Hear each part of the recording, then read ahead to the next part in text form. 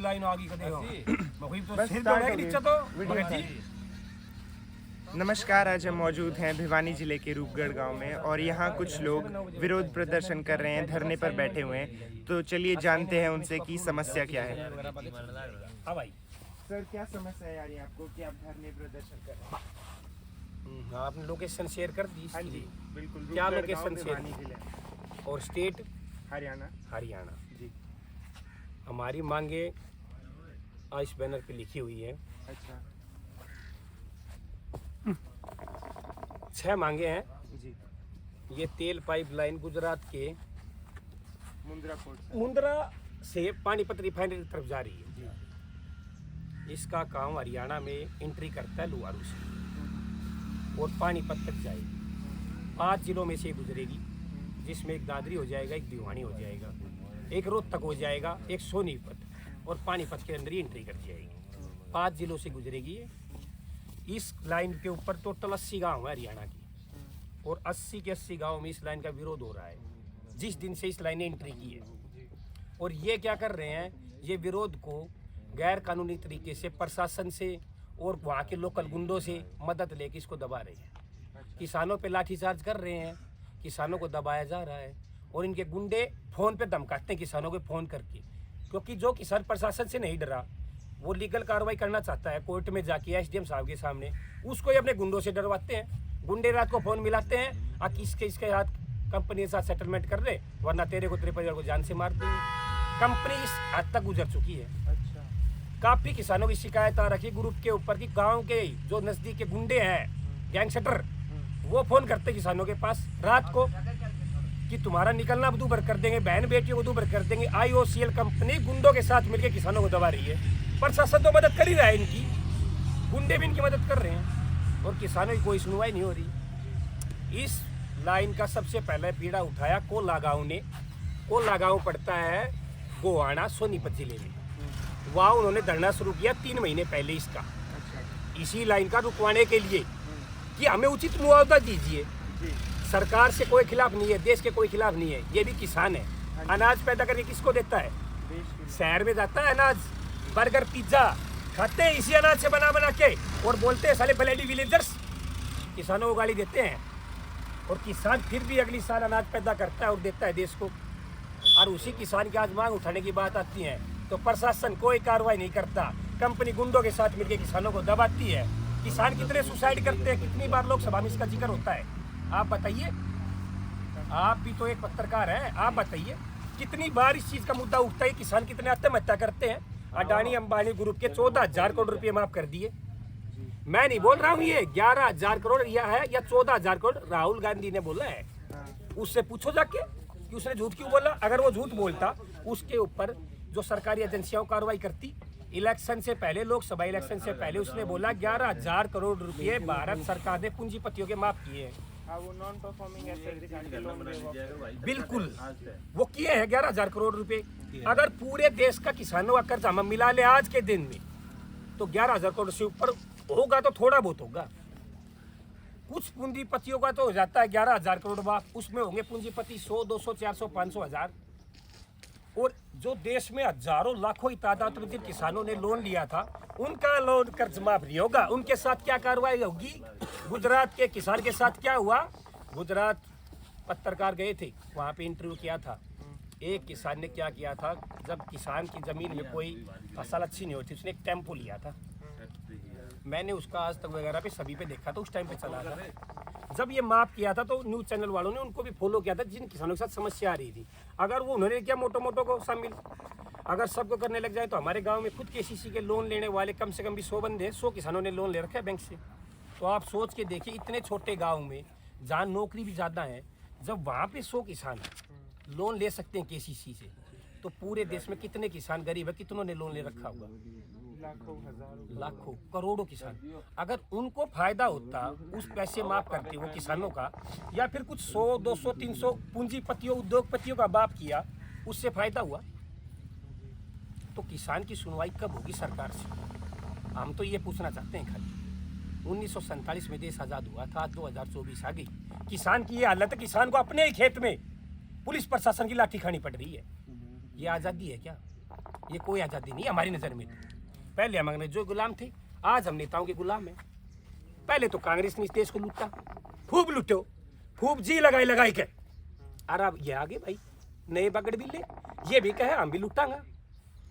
पूंजीपति या उद्योगपति ने सारी चीज में लगी, उनके घर पर जाएगी गैस की पाइपलाइन, हर शहर को कर देंगे डेवलप। 100 स्मार्ट सिटी बनने वाली थी, प्रधानमंत्री जी से पूछिए कितनी स्मार्ट सिटी बनाई उन्होंने। जो है वो तो स्मार्ट हो नहीं पाई, वो तो स्मार्ट हो नहीं पाई। 100 स्मार्ट सिटियों को उन्होंने आश्वासन दिया था 2019 के लोकसभा चुनाव में। 2014 में गंगा साफ करने चले थे, गंगा साफ हो गई। ऐसे ही राहुल गांधी जी का हाल है, जब इलेक्शन का आता है टाइम तो आ जाते हैं हरियाणा में हमारे पास भी, हम किसानों के साथ है। ये है, अब राहुल गांधी जी भी नजर नहीं आ रहे कहीं।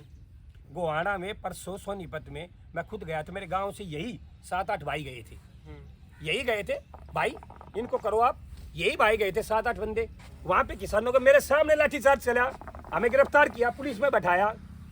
किस लिए बैठाया उनसे कोई पूछे तो? किसान अगर अपनी फसल का खेत का मुआवजा मांग रहा है तो उस पर लाठीचार्ज किस लिए किया प्रशासन ने? Peaceful protest. SHO किस लिए है, SP किस लिए, DC किस लिए है, DSP किस लिए है? हमारी प्रोटेक्शन के लिए है। हमारे टैक्स से उनको सैलरी मिलती है और वो क्या करते हैं, हमारे ऊपर लाठीचार्ज करते हैं। हमें पीट कर बड़े खुश होते हैं, अपने घर पे जाते हैं, अपने बच्चों को बताते हैं क्या हम 10 किसानों के सिर फोड़ के आए हैं। उनको ये शर्म नहीं आती कि तुम्हारे बाप दादा ने भी कभी किसानी करी होगी, तुमने भी कभी खेती की होगी। पर लेकिन सर उनकी भी तो ड्यूटी उनका ऑर्डर है, उनका ऑर्डर ये होता है ड्यूटी मजिस्ट्रेट का कि नियंत्रित कीजिए। ड्यूटी मजिस्ट्रेट कभी ये ऑर्डर नहीं दे सकता कि लाठीचार्ज कब होगा? जब किसान उत्तेजित होंगे, उनकी तरफ आगे बढ़ेंगे या उनके साथ हाथापाई करेंगे या लाठीचार्ज किसान खुद करेंगे तो प्रशासन लाठीचार्ज करेगा। अगर डिस्ट्रिक्ट मजिस्ट्रेट ये ऑर्डर दे देता है किसान पुलिस प्रशासन को कि लाठीचार्ज कीजिए तो उसी टाइम पे ड्यूटी मजिस्ट्रेट की तो नौकरी गई।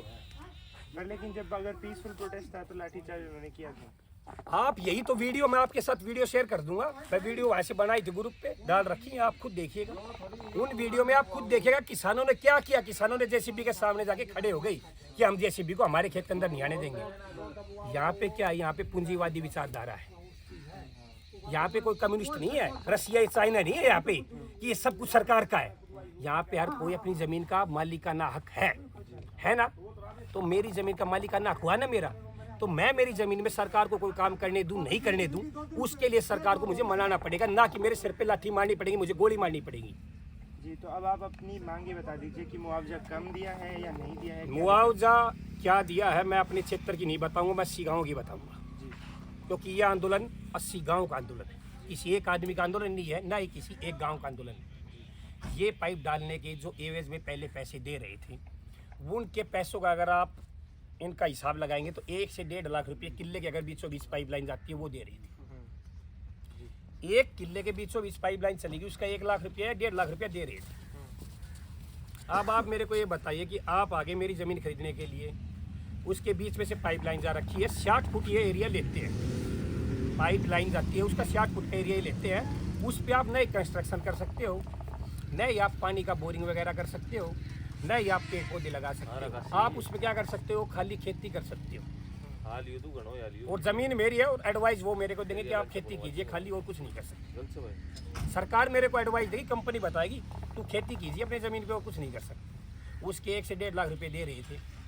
अब आप बताइए, आप मेरा किला खरीदने के लिए आ गए, मैंने आपको बोला कि आज के दिन मार्केट वैल्यू 20 लाख रुपये, आप मेरे को 20,50,000 दे दीजिए वरना मैं किसी और को बेचूंगा।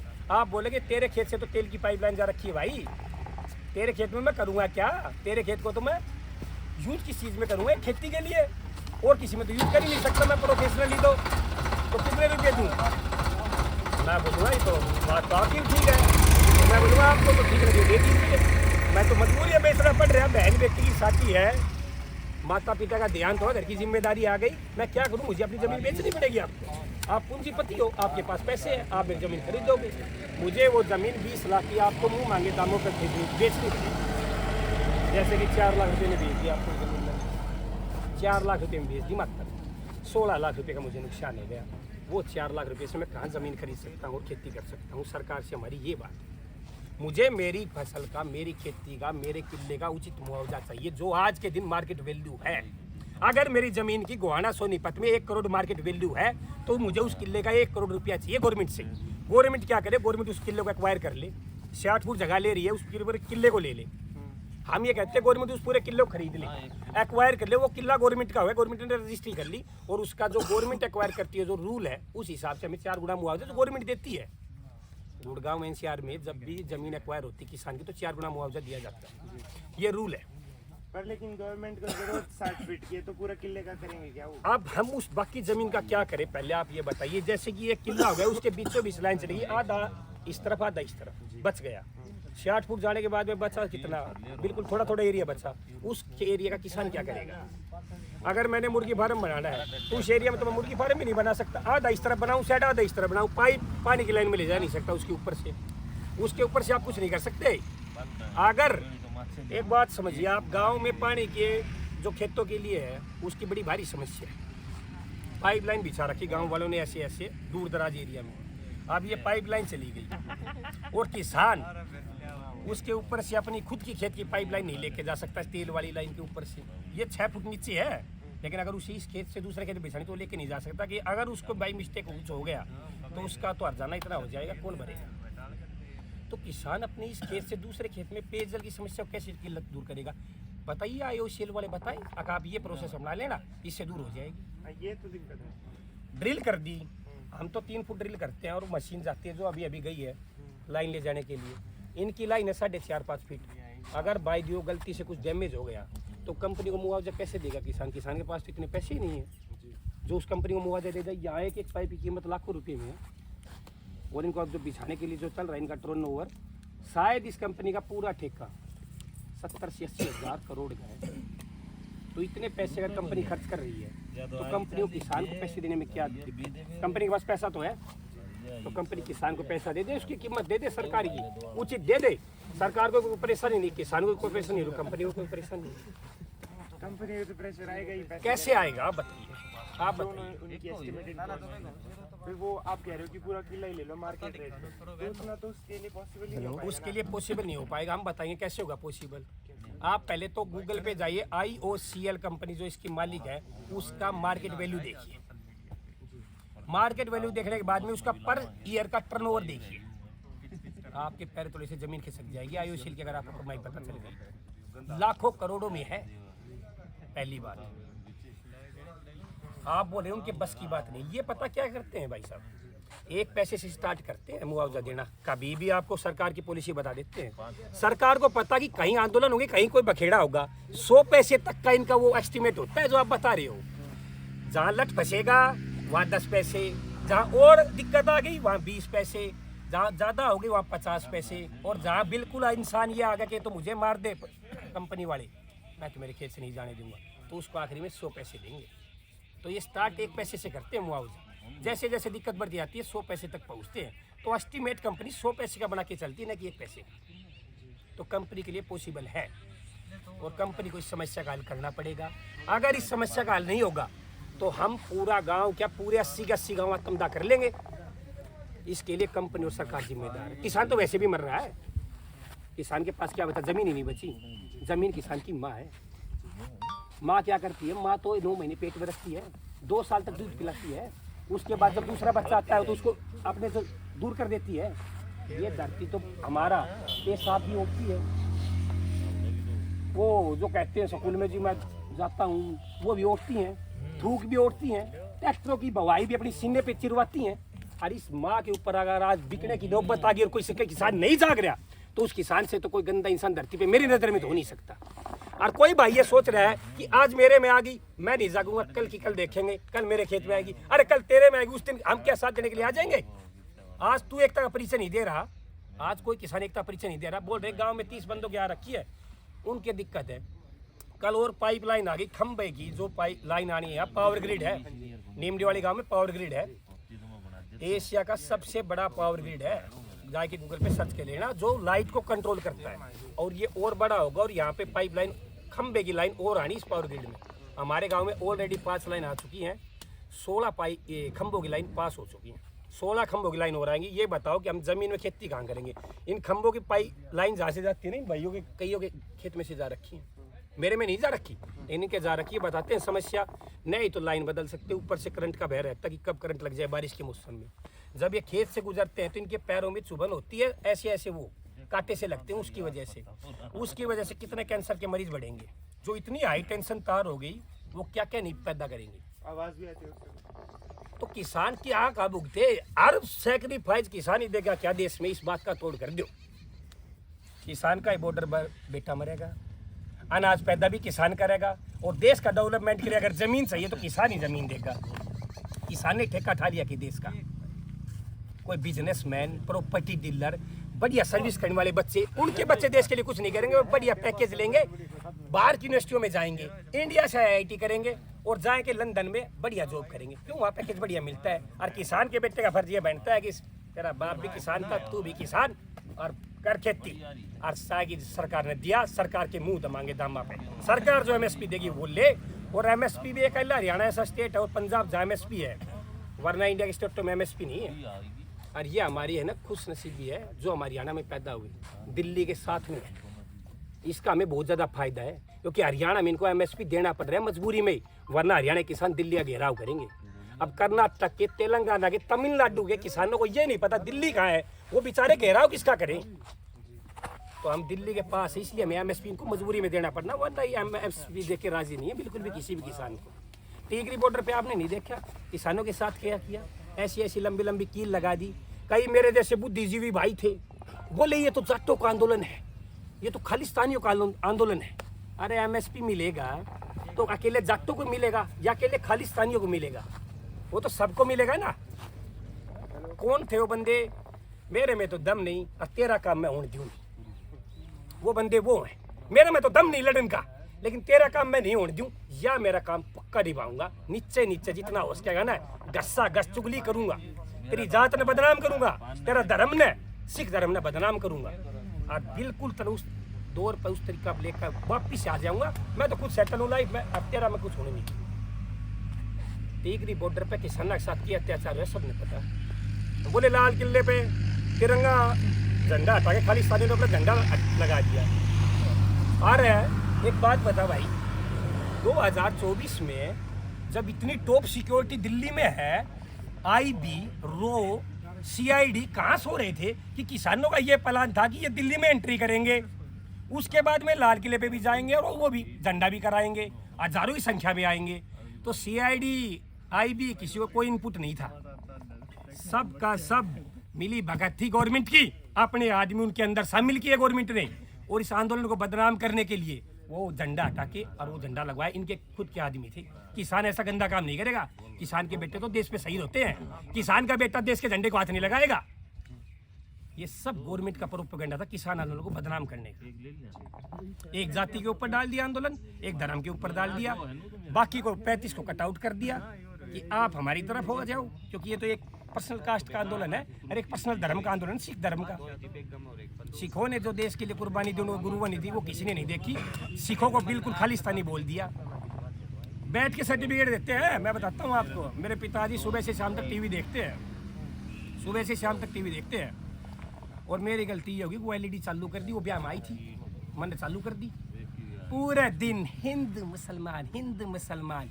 मगर बाबू एक आध बार किसाना की कोई बात ये उठा रहे हैं, 1-1.5 साल से LED ला रही, किसाना की बात उठा रहे हैं, कोई लड़कियां के साथ में रेप हो रहे हैं उसकी बात उठा रहे हैं। कोलकाता में एक रेप केस हुआ है, इस देश में हर रोज 80 केस रजिस्टर होते हैं रेप के, मतलब हर घंटे में लगभग 3 से 3.5 केस, 4 केस हर रोज हर घंटे रजिस्टर होते हैं। 80 केस रजिस्टर हुए। आप ये सोचिए इतने बड़े देश में कितने केस ऐसे होंगे जो बहन बेटियां नहीं जा पाती थाने में, या फिर थानेदार उनकी सुनवाई नहीं करता, उसके ऊपर कोई कानून ले आना। कांग्रेस 70 साल, कांग्रेस 70 साल, कांग्रेस 70 साल, तू 11 साल तक बैठो कुर्सी पे, तू ले दे कोई कानून। हाँ, जिसने रेप करे उसकी साला की 7 दिन में फांसी तोड़ेगी। फास्ट ट्रैक कोर्ट बना, जजा की नियुक्ति कर, किसने हाथ बांध रखा है तेरा? ये वकील को न सरकारी, जो गवर्नमेंट जज भी लग सकते हैं, लेकिन किसी को कुछ करना है नहीं। कांग्रेस उसने भी करना है, कांग्रेस का कांड में रेप ना हो या ये रेप ऐसे होंगे, किसान अत्याचार ऐसे होंगे जब तक किसान जागरूक नहीं होगा। और हम तो हो गए बिल्कुल जागरूक, और एक तो 100 तक की लकीर खींच दी, प्रशासन के तो मारना पड़ेगा ना, तो काम हम हो नहीं दे। हमारी फसला को और हमारी खेता को और हमारी जमीन को उचित मुआवजा लिया बिना हटा नहीं। 80 का 80 काम लामबंद है, 80 का 80 गांव हमारे साथ है, 1 इंच भी काम नहीं होने दिया। या तो प्रशासन आओ, जान तो मारो, गोली मारो, ये काम नहीं हो जाएगा। प्रशासन के पास तरीको है, SLR लोड करो, फौज ने बुला लो, AK-47 लेकर आ जाएगी, फौज ने भी ऑर्डर दे दियो, हमारा भैया ने हमारे ऊपर गोली चलानी पड़ेगी मजबूरी में, सब किसाना ने मार दे और ये पाइपलाइन को काम पूरा कर लिया। सारा रास्ता खुला है, और जब यो नहीं कर लो तो भाई कंपनी आ जाओ, देख लेगा यो मैदान रहे हो किसका तिला में कितना तेल से। कंपनी की हिम्मत हो तो कंपनी काम करके दिखा दो, और हमारी हिम्मत से तो हम रोक के दिखा देंगे। ठीक है भाई, और कुछ पूछना चाहते हो आपसे? नहीं, आपकी बातों से मतलब बहुत चीज़ें पता चली और आपका धन्यवाद हमारे वीडियो में आने के लिए। हम आपकी बात, मेरा नाम मैंने बता दिया था वीडियो स्टार्टिंग में, नहीं बताया। सतीश यादव नाम है मेरा, और यादवों का ही गाँव। ठीक है। और ये गांव तो हो गया लामबंद, भिवानी जिले में हमारा गांव पड़ता है। भिवानी मुख्यालय से, तहसील मुख्यालय से 15 किलोमीटर की दूरी पे हमारा गांव है। दादरी भिवानी रोड पे 5 किलोमीटर वाया निमडीवाली से रोड फटता है, वो हमारा गांव है। ये गांव तो आज के दिन पूरा लामबंद है, न ही किसी सरकार के खिलाफ है, न ही किसी जाति के खिलाफ है, न ही कंपनी के खिलाफ है। उचित मुआवजा तब तक नहीं मिलेगा, तब तक आयोशील वालों का हम काम नहीं करने देंगे। मैं चाहूँगा कि आपकी बात आगे तक पहुँचे। हाँ जी, ठीक है, धन्यवाद। कैमरामैन सुधीर के साथ मैं उत्कर्ष यादव।